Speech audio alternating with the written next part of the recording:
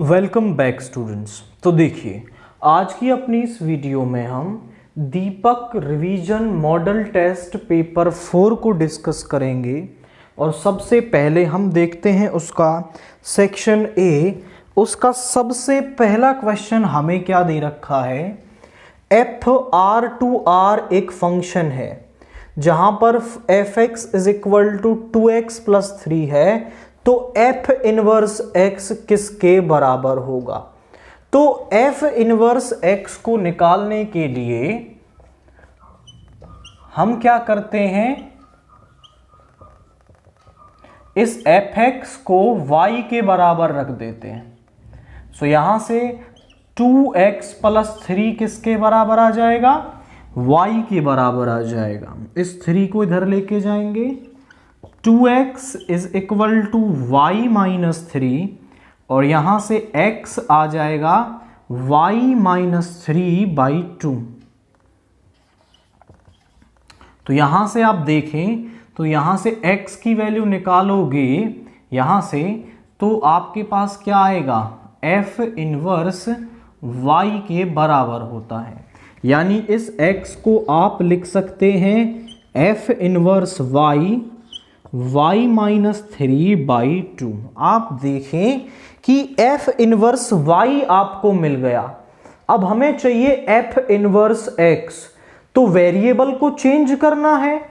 हमारे पास fx दे रखा है x प्लस 2, fy दे निकालना है, तो जहां पर x है वहां पर y रख देते हैं। f इनवर्स y भी एक फंक्शन ही है, तो यहां पर f इनवर्स x क्या हो जाएगा, x माइनस 3/2। केवल वेरिएबल को चेंज कर देंगे तो हमें f इनवर्स x यहां पर मिल जाएगा। इसका सेकंड क्वेश्चन देखिए, the vector equation of the line. हमें एक लाइन दे रखी है और उसकी वेक्टर इक्वेशन दे रखी है। हमें बताना है कि क्या ये इसकी वेक्टर इक्वेशन है। अगर है तो ट्रू और नहीं है तो फॉल्स।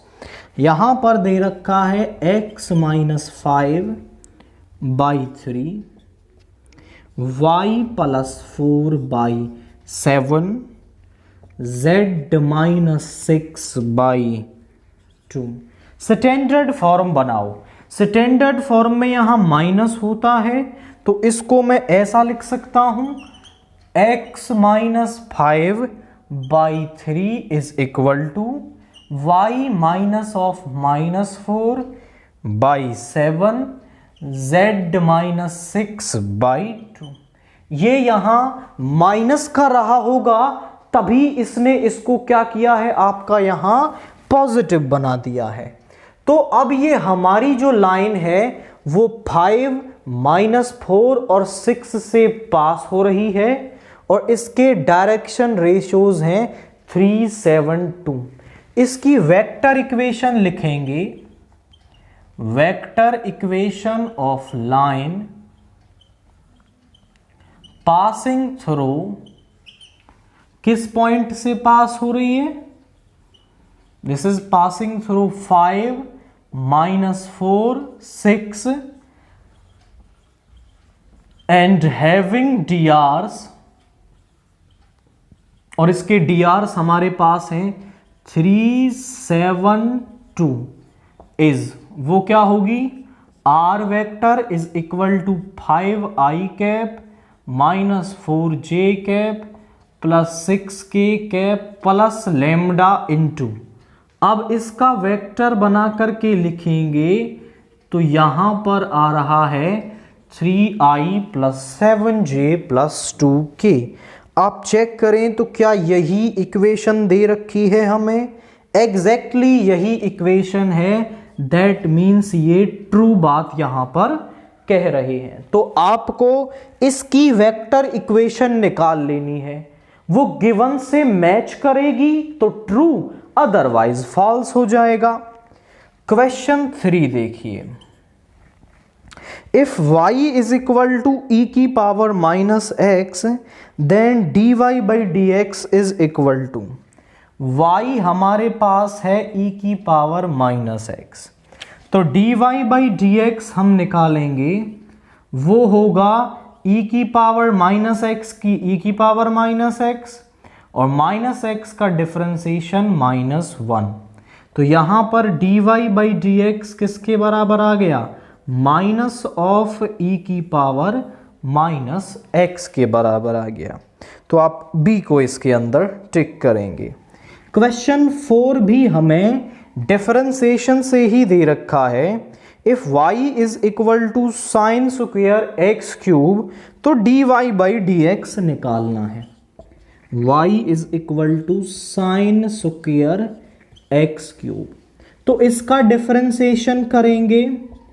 पहले पावर का करेंगे, पावर आगे आएगी, पावर में से एक कम कर देंगे।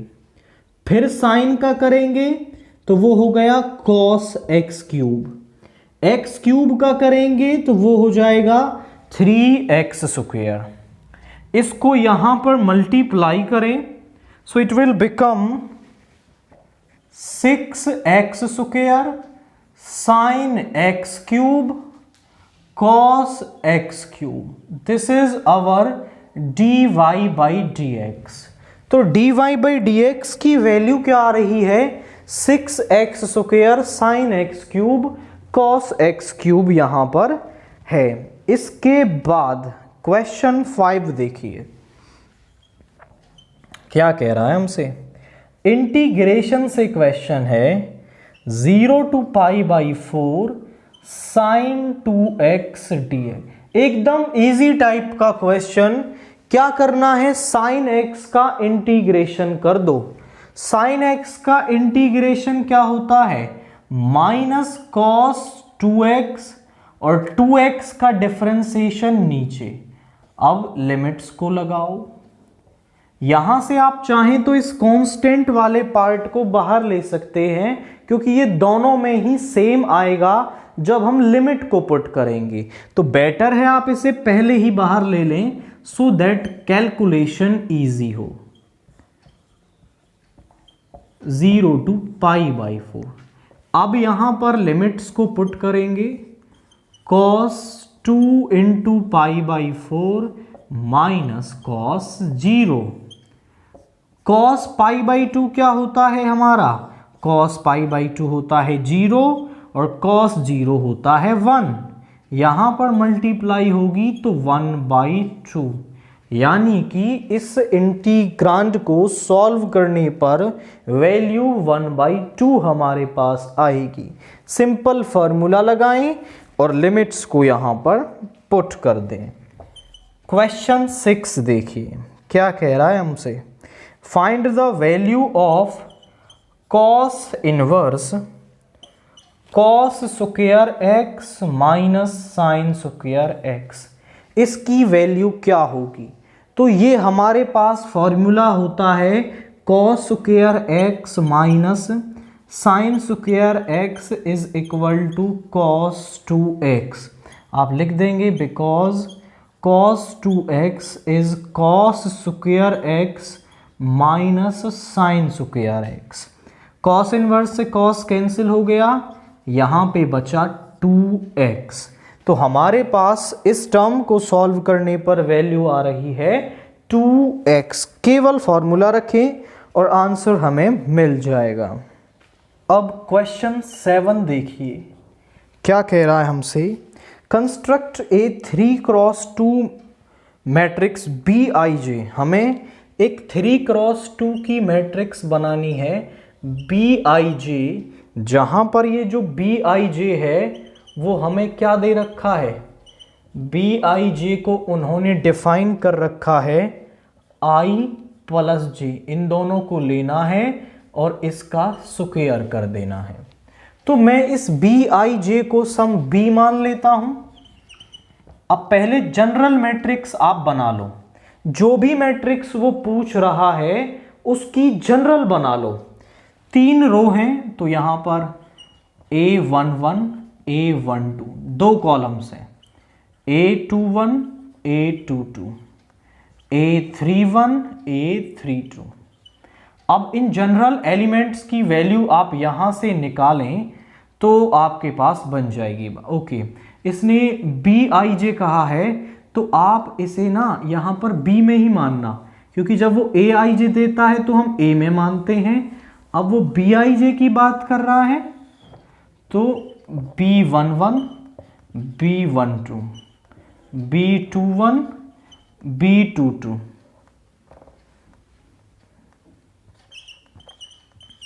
आप पूछे सर इससे कोई फर्क पड़ेगा कि अगर हम उसको B मान लें? डेफिनेटली फर्क पड़ जाएगा, क्योंकि यहां पर उसने दे रखा है BIJ। वैसे तो कोई बहुत ज्यादा डिफरेंस नहीं आएगा क्योंकि ये एक MCQ टाइप का क्वेश्चन है। आप AIJ से करेंगे तो भी ठीक हो जाएगा, बट ज्यादा परफेक्शन यही है कि आप इसे B में माने, क्योंकि यहां BIJ दे रखा है। अब इनकी वैल्यू रख लें। B11 1 + 1, यानी देखो I की वैल्यू भी 1, J की वैल्यू भी 1, इसका स्क्वायर 2 का स्क्वायर 4 हो गया। B12 निकालेंगे 1 + 2 का स्क्वायर, यानी 13 का स्क्वायर इज 9। B21 निकालेंगे 3 का स्क्वायर इज 9। B22 का स्क्वायर इज, ये हो जाएगा 2 + 2 का स्क्वायर, दैट इज 16। B31 निकालेंगे, B31 इज 3 + 1 का स्क्वायर, यानी कि 16। B32 निकालेंगे 3 + 2 का स्क्वायर, दैट इज 25। पहला एलिमेंट I है, दूसरा एलिमेंट J है। यहां वैल्यू रख के सब मिल जाएंगे, सारे मिल गए। इस जनरल में वैल्यू रख दो तो B आ गया 4, 9, 9, 16, 16, 25। This is our required matrix. इसके बाद क्वेश्चन 8 को देखिए। The integrating factor of differential equation. हमें इस डिफरेंशियल इक्वेशन का इंटीग्रेटिंग फैक्टर निकालना है, जो कि हमारी एक लीनियर डिफरेंशियल इक्वेशन है। क्या दे रखी है equation? The given differential equation is, वो है हमारे पास x dy/dx is -y is equal to 2x square. अब इसको जनरल फॉर्म में लाते हैं, x से डिवाइड कर देते हैं दोनों तरफ, तो यहां हो जाएगा dy/dx -y/x, यहां पर 2x। अब ये हमारी लीनियर इक्वेशन की जनरल फॉर्म में आ गई। इसको अब हम कंपेयर कर लेंगे, कंपेयरिंग फर्स्ट विद किसके साथ? लीनियर इक्वेशन की जनरल फॉर्म के साथ। तो P यहां पर क्या है? जो y का मल्टीपल है वो P है, तो P है हमारे पास -1/x। Q क्या है हमारे पास? वो है 2x। हमें निकालना है इंटीग्रेटिंग फैक्टर, जो होता है e⁻p dx। यहां पर p की वैल्यू रखेंगे तो जरा देखें, e⁻- को बाहर ले लिया, 1/x। 1/x का इंटीग्रेशन होता है log x, और हम जानते हैं कि log m⁻n होता है n log m। मतलब log में जो आगे पावर है उसको फंक्शन पे ले जा सकते हो, या फंक्शन की कुछ पावर है वो आगे आ जाती है। मैं इस पावर को x की पावर बना लूंगा, log x की पावर -1। e से log कैंसिल हो गया, x की पावर -1। पावर को पॉजिटिव बनाने के लिए नीचे ले आएंगे, सो 1/x। Integrating factor for this equation is 1/x। तो केवल जनरल फॉर्म के साथ कंपेयर करें और यहां वैल्यू रख के हम उसका इंटीग्रेटिंग फैक्टर निकाल सकते हैं। क्वेश्चन 9 हमसे क्या कह रहा है, check whether the matrix A is equal to 2 -1 -2 0 2 -1 3 -5 0 is singular और नॉन सिंगुलर। तो सिंगुलर और नॉन सिंगुलर चेक करने के लिए हम इसका डिटर्मिनेंट निकाल लेंगे। अगर डिटर्मिनेंट इक्वल टू 0 आया तो सिंगुलर, और अगर नॉट इक्वल टू 0 आया तो नॉन सिंगुलर। तो चेक कर लेते हैं। a is equal to 2 -1 -2 0 2 -1 3 -5 0। तो यहां पर हम इसका डिटर्मिनेंट निकालेंगे। सो इसको एक्सपेंड कर देते हैं। एक्सपेंडिंग अलोंग रो 1 के अलोंग इसको एक्सपेंड करेंगे तो 2 बाहर, इस कॉलम को छोड़ेंगे 0 माइनस, और ये हो गया 5 माइनस फॉर्मूले वाला, और ये माइनस इसको प्लस बना देगा। इस कॉलम को छोड़ेंगे 0 माइनस, ये माइनस का 3 इसको प्लस का बना देगा -2। इस कॉलम को छोड़ेंगे 0 -6, यहां आ गया माइनस का 10 प्लस का 3 और प्लस का 12। तो यहां पे 12 - 10 is 2 + 3 that is 5 which is not equal to 0। अब ये जो इसका डिटर्मिनेंट है ए का, वो नॉट इक्वल टू 0 आया है, that means this matrix is non singular. So A is non singular. हम कह देंगे कि जो ए है हमारी वो नॉन सिंगुलर यहां पर है। इसके बाद क्वेश्चन 10 को देखिए, क्या कह रहा है क्वेश्चन 10 हमसे, the number of vectors of unit length perpendicular to the vectors a vector and b vector। हमें दो वेक्टर्स दे रखे हैं। a vector is equal to 2i cap plus j cap plus 2k cap. b vector is equal to 0i cap plus j cap plus k cap. इन दोनों के perpendicular कितने vectors होंगे, और अगर वो दोनों को निकलवाना भी चाहे तो वो भी हम करके आपको दिखा रहे हैं। अब आप समझें कि वो यूनिट लेंथ के वेक्टर्स की बात कर रहा है। मैं आपसे कहूं ए वेक्टर और बी वेक्टर दो वेक्टर हैं। ए वेक्टर क्रॉस बी वेक्टर हमारे पास एक ऐसा वेक्टर होता है जो ए और बी दोनों पर ही क्या होता है, परपेंडिकुलर होता है। अब ए क्रॉस बी तो इन पर परपेंडिकुलर हो जाएगा। इसको यूनिट वेक्टर बनाने के लिए आप क्या कर लेंगे, इसको इसके मॉड्यूलस से डिवाइड कर देंगे। अब परपेंडिकुलर वेक्टर्स दोनों ही डायरेक्शन में हो सकते हैं, सेम डायरेक्शन में भी, अपोजिट डायरेक्शन में भी। तो आप देख पा रहे हैं ये यूनिट परपेंडिकुलर वेक्टर, और कितने होंगे, दो, एक पॉजिटिव साइन वाला, एक नेगेटिव साइन वाला। तो क्वेश्चन का आंसर हो गया बी, दैट इज 2। तो इन दोनों के परपेंडिकुलर वेक्टर्स 2 होंगे, और वो हम निकालना चाहें तो कैसे निकालेंगे,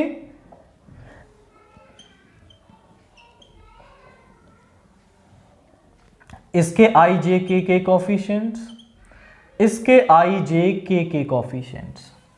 अब यहां पर आप इसको एक्सपेंड कर देंगे, एक्सपेंडिंग अलोंग R1। यहां पे आ गया आई कैप, इस कॉलम को छोड़ेंगे 1 - 2 minus J cap 2 - 0 plus K cap 2 - 0। So A vector cross B vector is, वो आ जाएगा -i - 2j plus 2k cap. तो यहां पर इसका मॉड्यूलस निकालेंगे तो मॉड्यूलस क्या आएगा हमारे पास, -1 का स्क्वायर 1, -2 का 4, 2 का 4, दैट इज 3। तो अब आप लिखेंगे unit vector perpendicular to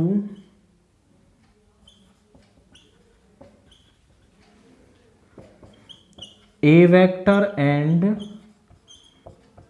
B vector is given by, वो है हमारे पास plus minus A vector cross B vector upon A vector cross B vector का मॉड्यूलस। तो यहां वैल्यू रख देंगे plus minus -i -2j plus 2k upon 3। एक बार आप प्लस का साइन लेंगे तो एक वेक्टर मिल जाएगा, माइनस साइन लेंगे तो दूसरा वेक्टर मिल जाएगा। तो हमारे पास किसी भी दो वेक्टर्स के परपेंडिकुलर दो यूनिट वेक्टर्स हमारे परपेंडिकुलर होते हैं, एक सेम डायरेक्शन में, एक अपोजिट डायरेक्शन में। क्वेश्चन 11 देखिए, the coordinates of the foot of the perpendicular drawn from a point on x axis are। हमारे पास एक पॉइंट है that is 2, 5, 7। इसके हमने क्या है x एक्सिस पर एक कोऑर्डिनेट डाला, परपेंडिकुलर डाला है। तो इस परपेंडिकुलर के फुट ऑफ परपेंडिकुलर के कोऑर्डिनेट्स क्या होंगे। अब आप बोलें, इसको नाम दें ए बी। आप बोलेंगे since b lies on x axis, तो वो किस टाइप का होगा। So b must be of this type, b must be of this type, ऐसा लिख सकते हैं। किस टाइप का होगा, लेट से जहां पर y और z के कोऑर्डिनेट 0 होंगे, केवल x एक्सिस का कोऑर्डिनेट वहां पर प्रेजेंट होगा। अब इस तरीके का होगा, ये हमने मान लिया। हमारे पास b के कोऑर्डिनेट्स आ गए k 0 0। अब आप क्या ए बी के डायरेक्शन रेशियोज निकाल सकते हो।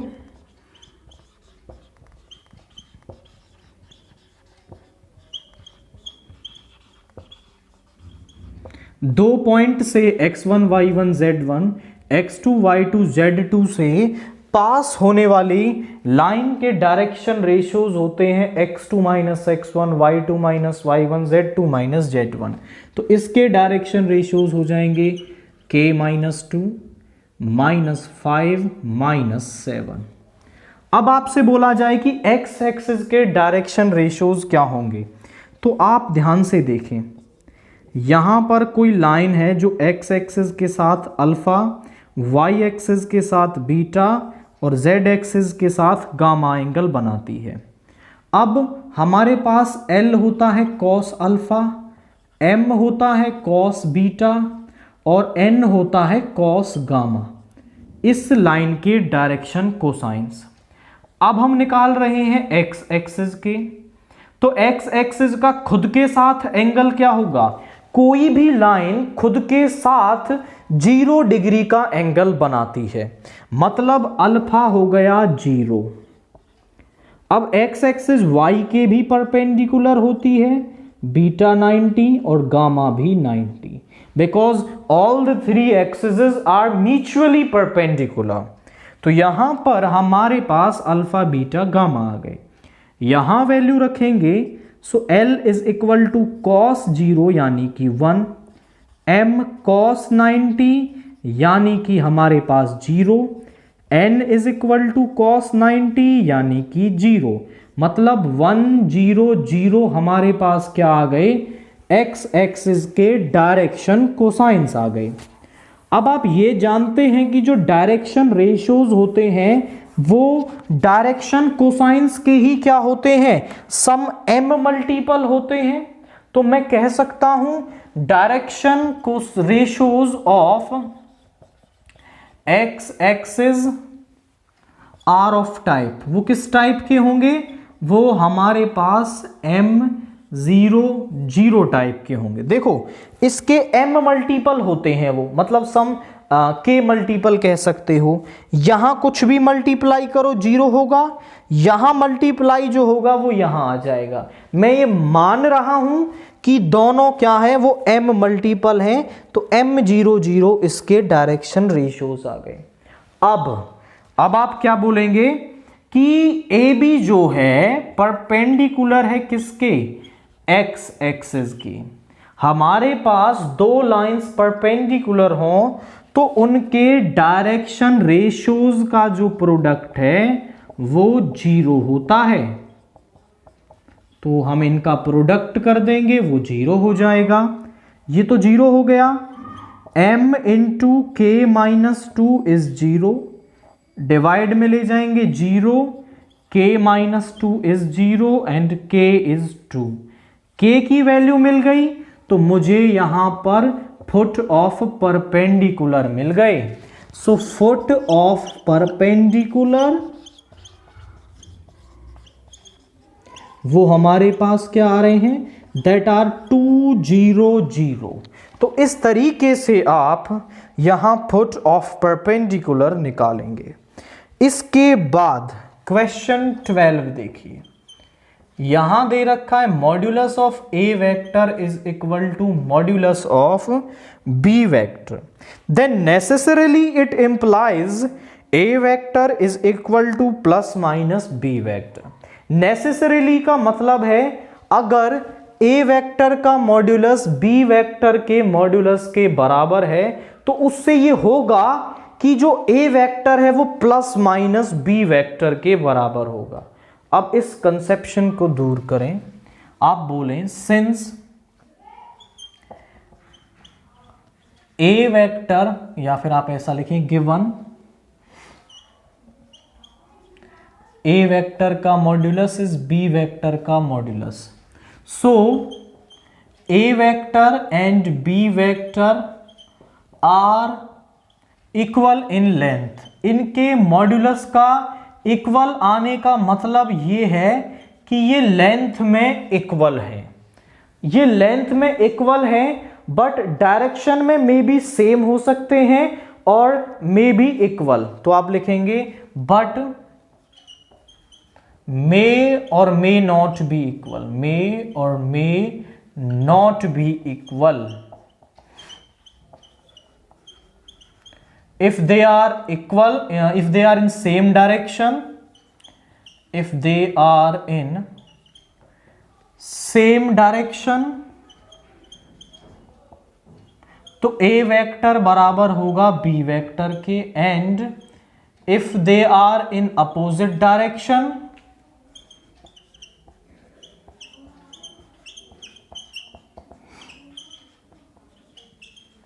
तो A वेक्टर बराबर होगा माइनस B वेक्टर के, which implies that A vector जो है वो प्लस माइनस B वेक्टर के बराबर होगा, बट नॉट नेसेसरीली, जरूरी नहीं है कि बराबर हो, वो हो सकता है वो उसके बराबर हो या उसके नेगेटिव के बराबर हो। तो यहां पर ये जो ट्रू फॉल्स है वो आपका फॉल्स हो जाएगा, बिकॉज वो कह रहा है नेसेसरीली और जरूरी नहीं है कि हमेशा हो, तो फॉल्स हो गया।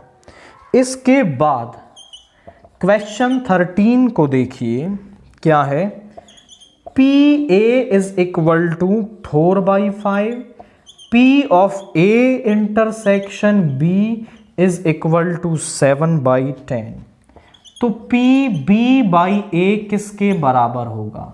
सो by conditional probability p b by a का फॉर्मूला होता है पी ए इंटरसेक्शन बी ओवर पी ए।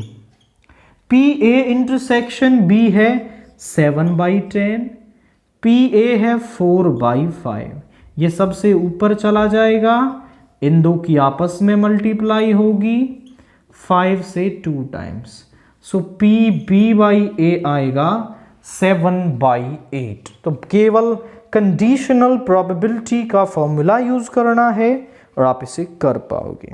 इसके बाद the values of a for which the function f(x) is equal to sine minus ax plus b is increasing on r.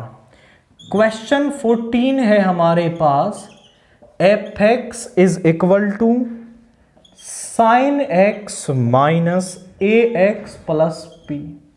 a की किस value के लिए ये जो फंक्शन है हमारा वो इंक्रीजिंग होगा। आप समझें कि कोई भी फंक्शन इंक्रीजिंग तब होता है जब उसका डेरिवेटिव ग्रेटर देन 0 हो। अगर उसका डेरिवेटिव लेस देन 0 है तो वो डिक्रीजिंग होगा। तो पहले हम इसका डेरिवेटिव निकालते हैं। F dash x is equal to sine x का हो गया cos x, minus a x का हो गया माइनस ए, और बी का 0। F dash x is equal to cos x minus a. हम जानते हैं जो cos x की वैल्यू है वो -1 से 1 के बीच में होती है, यानी वो नेगेटिव भी हो सकती है और पॉजिटिव भी हो सकती है। अब इसको अगर वो कह रहा है इंक्रीजिंग, इसको अगर इंक्रीजिंग होना है तो इसको ग्रेटर देन 0 होना पड़ेगा। अब 0 होने के लिए यहां पर देखो, यहां माइनस साइन है, मान लो इसकी वैल्यू -1 आ गई, यहां पर माइनस है, तो ऑब्वियसली हमें यहां पर एक पॉजिटिव नंबर चाहिए ताकि हम इसको ग्रेटर देन 0 कह सके। तो यहां पर हमें एक नेगेटिव नंबर चाहिए होगा। तो नेगेटिव नंबर कब मिल सकता है? जब a हमारा -∞ से -1 के बीच में हो। अब सबसे छोटी वैल्यू ले लेते हैं -1, तो यहां पर ये आपका 1 आ गया, -1 + 1 that is greater than equal to 0। तो यहां पर ये इंक्रीजिंग होगा। अब सॉरी, -1 से तो छोटी ही लेनी है, -1 भी नहीं लेना आपको इसमें, क्योंकि इक्वल टू 0 आ रहा है, बट आप -2 लो यहां पर, तो ये हो जाएगा 2 - 1 दैट इज ग्रेटर देन 0। तो फंक्शन इंक्रीजिंग हो गया।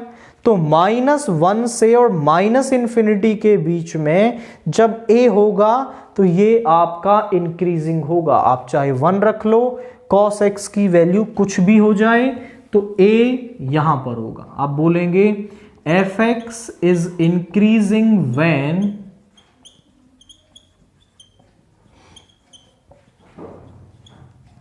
a lies. a यहां पर लाई करेगा तो आपका जो fx है वो इंक्रीजिंग होगा। इसके बाद क्वेश्चन 15 देखिए, यहां पर हमें एक इम्प्लिसिट फंक्शन दे रखा है। अब इम्प्लिसिट फंक्शन कौन से होते हैं? जिनमें कि x और y को अलग नहीं किया जा सकता। अगर हम x y को अलग नहीं कर सकते, ऐसे फंक्शंस को हम इम्प्लिसिट फंक्शन कहते हैं। तो उस केस में हम क्या करते हैं? डिफरेंशिएशन करने के लिए वहीं पर उसका डिफरेंशिएशन कर देते हैं। फिर dy/dx वाली टर्म्स को एक तरफ, बाकी टर्म्स को एक तरफ ले लेते हैं, और फिर हमें यहां पर डेरिवेटिव की वैल्यू मिल जाती है। Differentiating on both side with respect to x। यहां इसका करेंगे 3x², यहां प्रोडक्ट रूल लगेगा, y सेम x का 1 plus 3y² dy/dx is equal to 0। यहां पे आ गया 3x² plus 3x dy/dx plus 3y dy/dx plus 3y होगा केवल यहां पर, और 3y² dy/dx। अब dy/dx वाली टर्म्स को इस तरफ रखो, 3x dy/dx, इनफैक्ट दोनों में से कॉमन ले लो, तो यहां बचेगा 3x प्लस 3y²। 3 भी दोनों में से कॉमन आ रहा है, इसको भी कॉमन ले लो, x प्लस y²। दोनों को इस तरफ ले जाओ, -3x² -3y²। दोनों में से यहाँ पर 3x² एंड 3y², ये 3y है, ये 3y है आपका, इसको इधर ले जाएंगे, माइनस का 3y, दोनों में से -3 कॉमन आ सकता है, सो एक्स स्क्वायर प्लस वाई। 3 से 3 कैंसिल हो गया, इस टर्म को इधर ले गए। dy by d x is x square plus y minus का और नीचे x plus y square. This is our dy by d x. करना क्या है, dy बाई डी एक्स वाली टर्म्स को इस तरफ, बाकी को उस तरफ ले जाना है। और साइन वगैरह भी आपको देख लेने हैं, दोनों में माइनस कॉमन था वो हमने ले लिया, 3 कॉमन था वो भी निकाल दिया, और dy बाई डी एक्स की वैल्यू ये हमारे पास यहाँ आ रही है। नाउ क्वेश्चन 16 देखिए। A die is thrown and a card is selected at random from a pack of 52 playing cards. The probability of getting an even number on a die and a spade card is, मतलब एक even number हमें मिले और एक spade card मिले, इसकी probability क्या होगी। इंडिपेंडेंट इवेंट्स का केस है। Let even denotes the event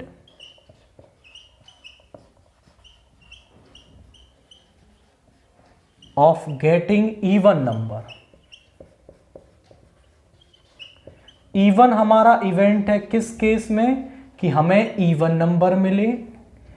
E2 denotes the event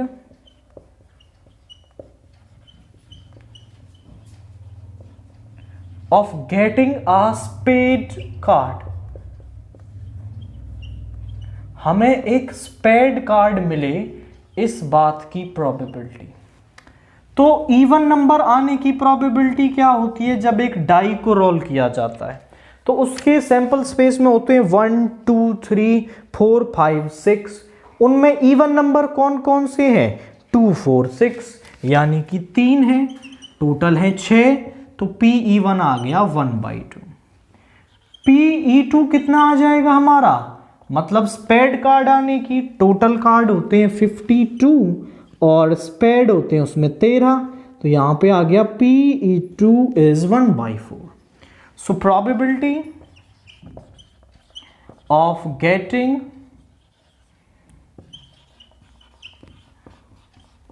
N even number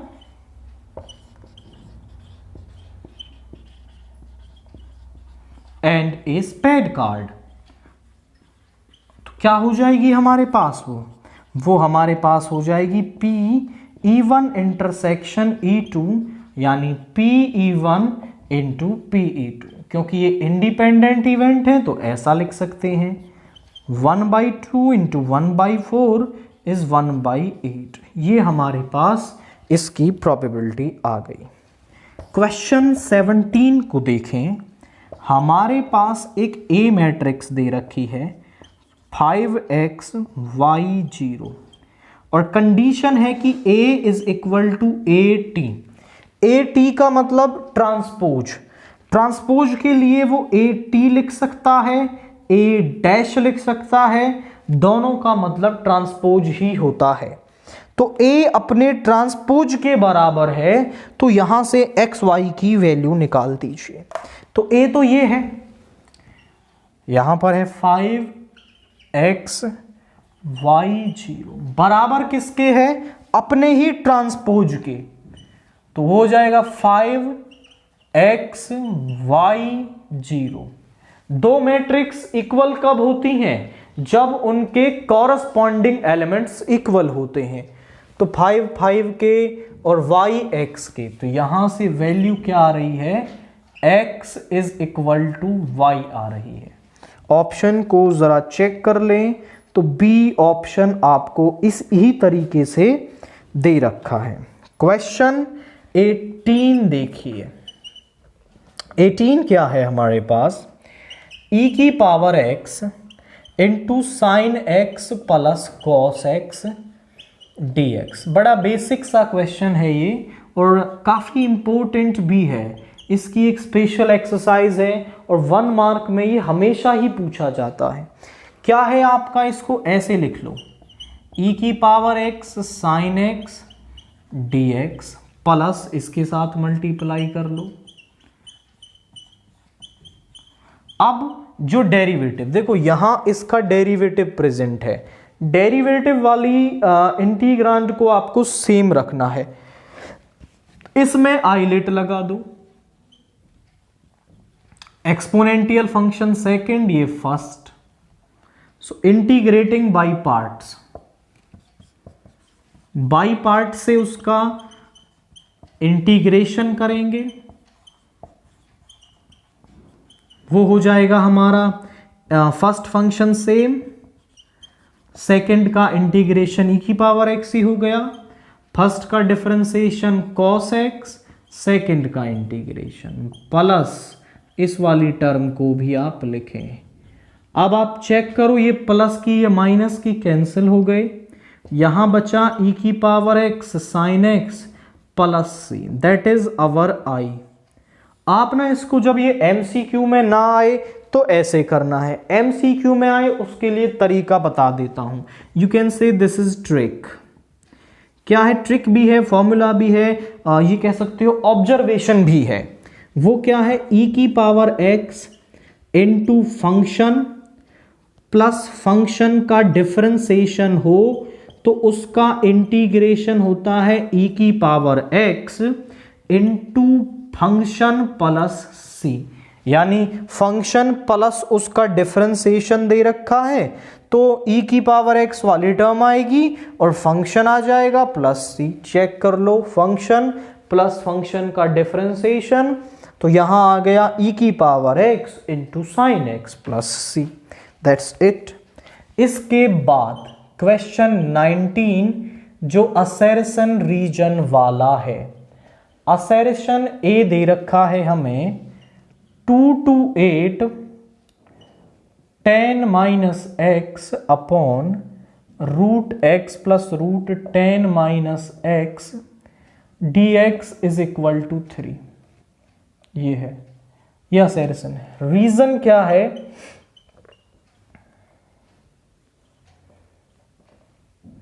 a to B F x D x को हम लिख सकते हैं a to B F of a plus B minus x D x.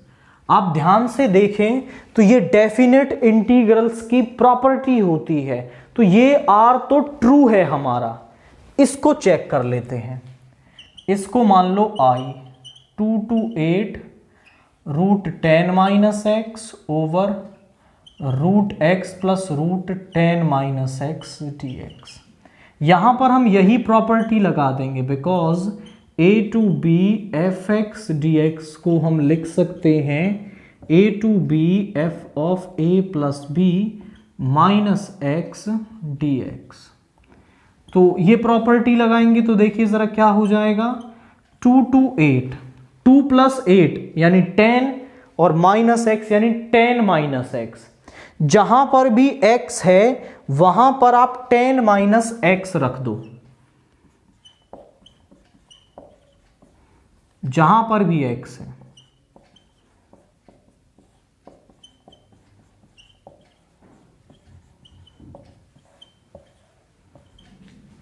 Minus sign अंदर ले जाएंगे, x cut जाएगा और 10 कट जाएगा, ये x बचेगा। यहां पर भी रूट x बचेगा dx। दिस इज सेकंड, इसको बोलो first. Adding first and second,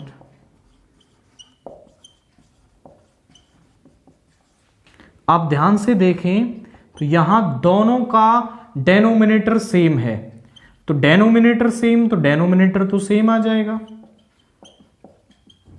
इसका न्यूमरेटर प्लस इसका न्यूमरेटर। अब आप देखो ऊपर नीचे सेम टर्म बच गई, यहां बचा 1। 1 का इंटीग्रेशन होता है x 2 to 8, यहां पे आ जाएगा 8 माइनस 2 दैट इज 6। तो 2i किसके बराबर है? 6 के। i बराबर हो जाएगा 3 के।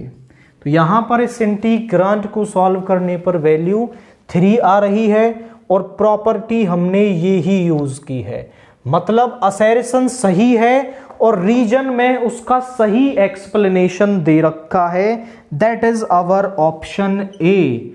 क्या लगाएंगे? Assertion is both A and R true, ऐसा लिखें, both A and R true and R is the correct explanation of A. Option A इसके अंदर सही हो जाएगा। केवल सॉल्व करना है और हमें यहां पर चेक कर लेना है। नाउ क्वेश्चन 20 देखिए, असर्शन ए क्या दे रखा है, 10% of the bulbs produced in a factory are of red colour. मतलब जितने बल्ब उस फैक्ट्री में बनते हैं उनके जो 10% बल्ब हैं वो रेड कलर के हैं, and 2% are red and defective, और जो 2% हैं वो डिफेक्टिव प्लस रेड होते हैं। So if one bulb is picked up at random the probability of it being defective when it is red. ये दे रखा है कि वो पहले से रेड है, तो इस बात की प्रोबेबिलिटी बता दो कि वो डिफेक्टिव होगा। तो कंडीशनल प्रोबेबिलिटी का क्वेश्चन है, कैसे करेंगे हम इसे, let A denotes the event of getting a red bulb, एक रेड बल्ब आने की probability. B denotes the event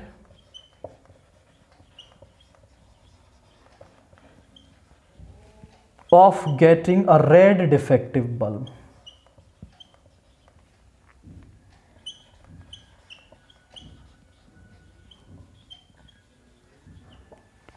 तो यहां पर पी ए कितना दे रखा है, रेड बल्ब कितने बनते हैं 10% यानी 10/100, और पी बी कितना होगा, रेड डिफेक्टिव बल्ब, वो हमारे पास है 2/100।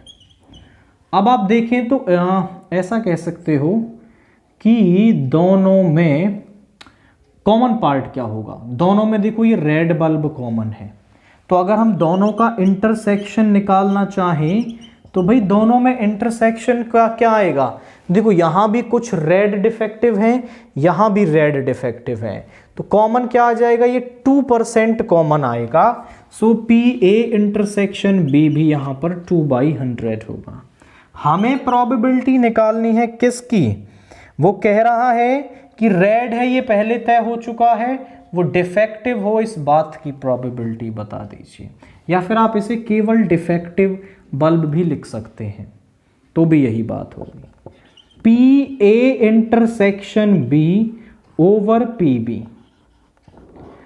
ये है 2/100, ये है 10/100, 100 से 100 कैंसिल हो गया, 2/10 यानी कि 1/5। तो इस बात की जो प्रोबेबिलिटी है वो 1/5 आ रही है, बट यहां तो उसने 2/5 दे रखी है, मतलब इसकी बात गलत है।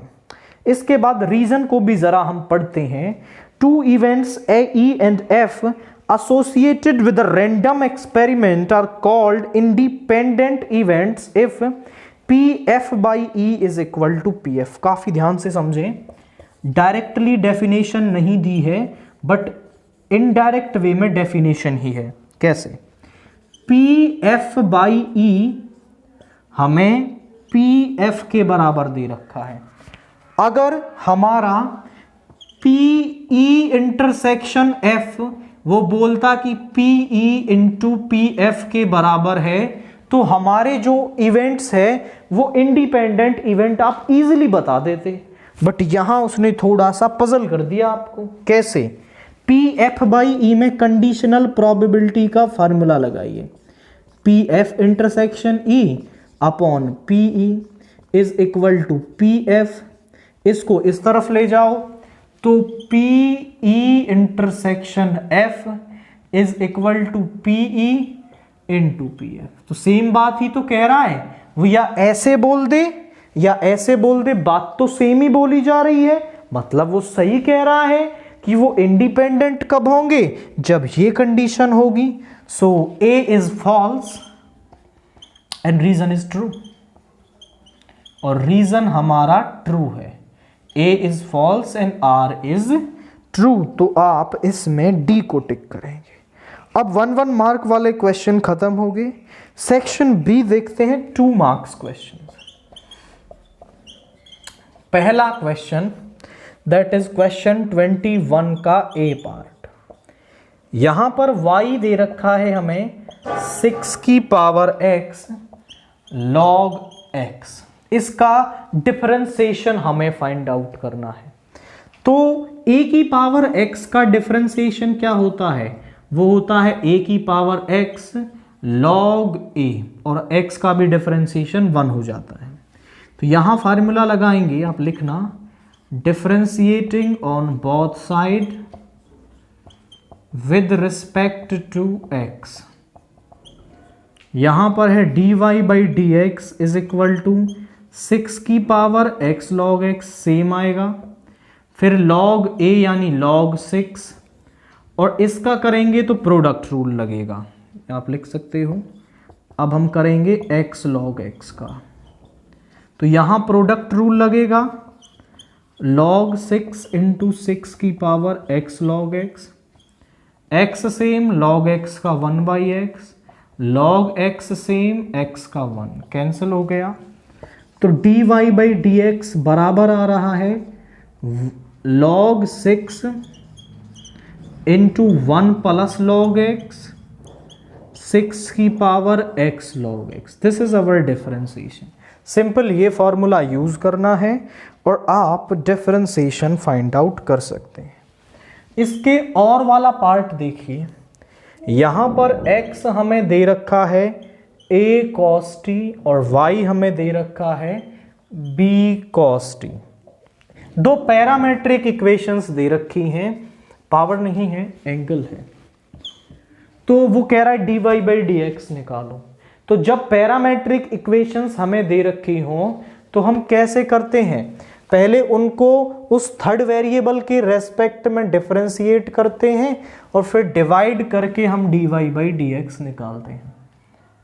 Differentiating first and second on both side with respect to t के रेस्पेक्ट में कर देंगे। तो dx बाई डी टी क्या हो जाएगा? cos का होता है माइनस साइन, और dy बाई डी टी क्या हो जाएगा? Minus b sine t. Now इसको नाम दो थर्ड, इसको fourth. Dividing fourth by 3, fourth को थर्ड से डिवाइड कर देंगे तो dy by d t upon d x by d T.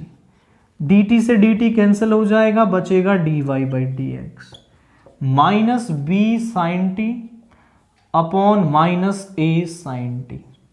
Sine t से साइन टी, माइनस से minus, dy by d x is equal to b by a. वो d2y over D x square निकालने के लिए कह रहा है, तो उसको भी निकाल देंगे। Basically differentiating on both side with respect to x। यहां पर आ गया d2y over D x square, b by a constant है, सो इसका डिफरेंशिएशन 0। तो पहले dy बाई डी एक्स निकाल लें, after that d2y over D x square निकालना इजी है।